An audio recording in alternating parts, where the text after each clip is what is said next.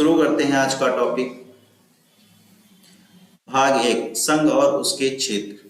अनुच्छेद एक, संघ का नाम और क्षेत्र।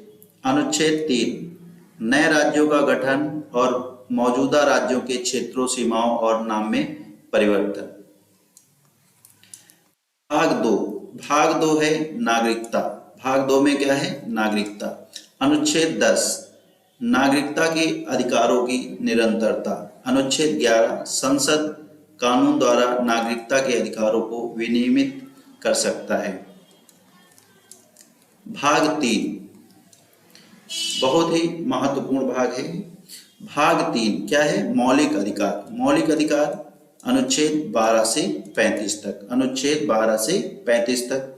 प्रश्न यह भी पूछा जाता है कि मौलिक अधिकार कहाँ से लिए गए हैं? तो मौलिक अधिकार संयुक्त राज्य अमेरिका से लिए गए हैं।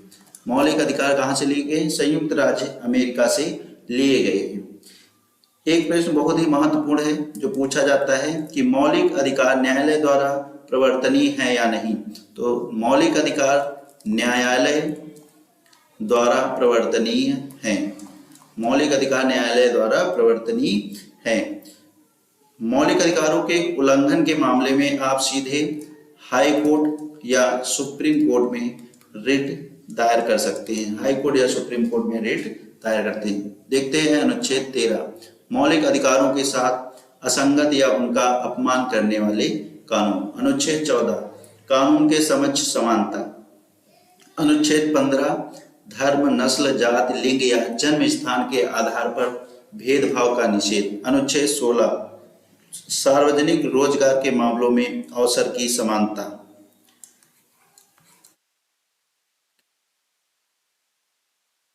अनुच्छेद 17, अस्पृश्यता का उन्मूलन अर्थात छुआछूत का अंत। अनुच्छेद 18, उपाधियों का उन्मूलन। अनुच्छेद 19, अभिव्यक्ति की स्वतंत्रता आदि के संबंध में कुछ अधिकारों का संरक्षण। 19A कहता है भाषण और अभिव्यक्ति की स्वतंत्रता।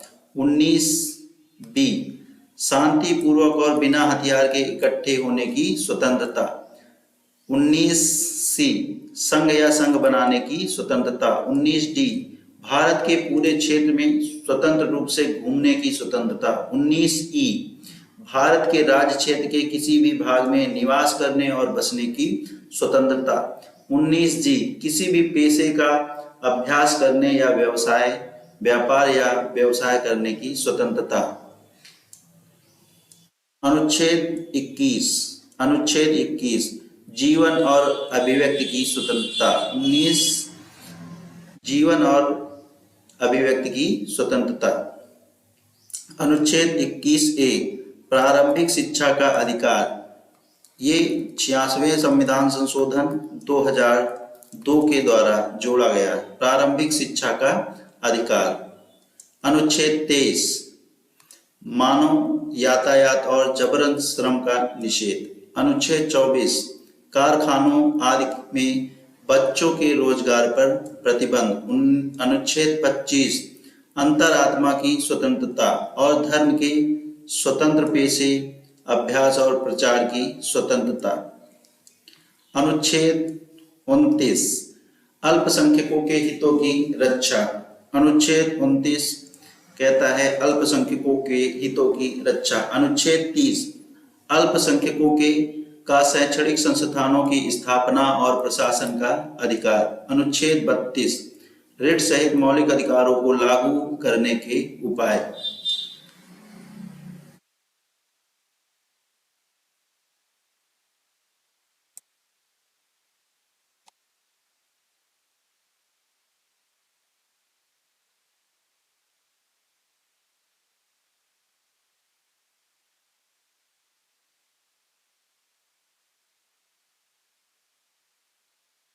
आगे है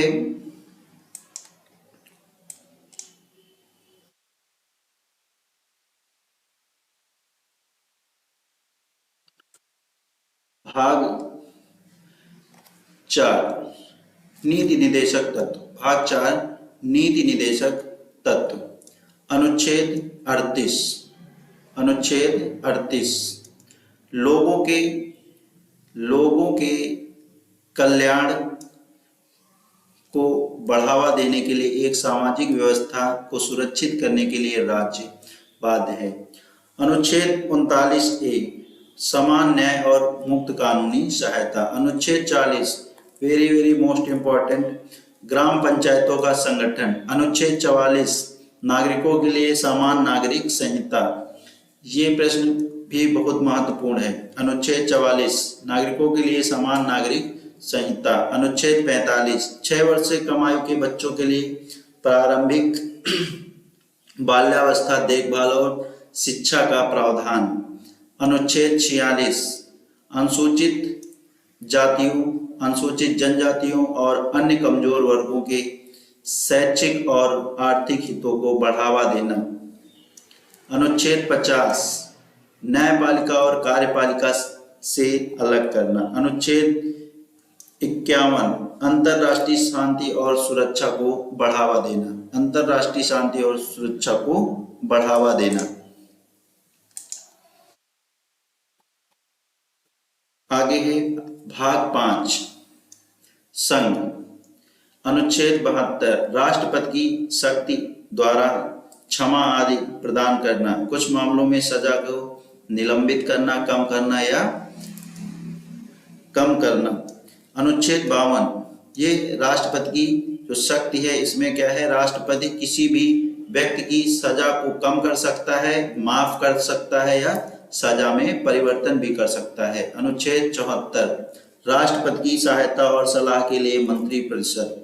अनुच्छेद 76 भारत के लिए महान्यायवादी, भारत के लिए महान्यायवादी। अनुच्छेद 78 राष्ट्रपति को सूचना देने आदि के संबंध में प्रधानमंत्री के कर्तव्य। अनुच्छेद 85 संसद के सत्र सत्रावसान और विघटन। अनुच्छेद 100 सदनों में मतदान रिक्तियों और गणपूर्ति के होते हुए भी कार्य करने की सदन की शक्ति। अनुच्छेद 108 कुछ मामलों में दोनों सदनों की संयुक्त बैठक। अगर संयुक्त बैठक किस अनुच्छेद के तहत बुलाई जा सकती है, तो संयुक्त बैठक अनुच्छेद 108 के तहत बुलाई जा सकती है। धन विधेयक अनुच्छेद 109 किससे संबंधित है, धन विधेयक से। अनुच्छेद 110 धन विधेयकों की परिभाषा, धन विधेयकों की परिभाषा। अनुच्छेद 112 वार्षिक वित्तीय विवरण। अनुच्छेद 112 वार्षिक वित्तीय विवरण।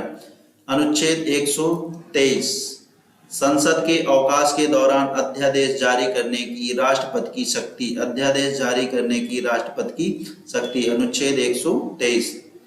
अनुच्छेद 139 रिट जारी करने की शक्तियों को सर्वोच्च न्यायालय को प्रदान किया जाना। अनुच्छेद 141 सुप्रीम कोर्ट द्वारा घोषित कानून सभी अदालतों के लिए बाध्यकारी हैं। अनुच्छेद 143 सर्वोच्च न्यायालय से परामर्श करने की राष्ट्रपति की शक्ति। आगे देखते हैं अनुच्छेद 148। अनुच्छेद 148 भारत के नियंत्रक और महालेख परीक्षक की नियुक्ति। अनुच्छेद 148। अनुच्छेद 149 नियंत्रक एवं महालेखा परीक्षक की कर्तव्य और शक्तियां। दोस्तों वीडियो पसंद आए तो वीडियो को लाइक कीजिए और चैनल को सब्सक्राइब कीजिए। थैंक यू दोस्तों।